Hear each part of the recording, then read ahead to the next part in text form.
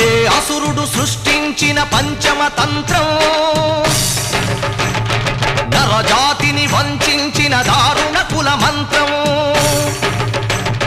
నరకబడిన శంభూకుని శిరం సాక్షిగా,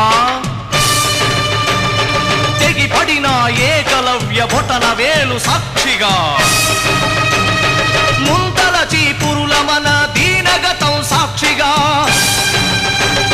ప్రశ్నించిన ప్రతి చోట మహారక్త క్షేత్రం,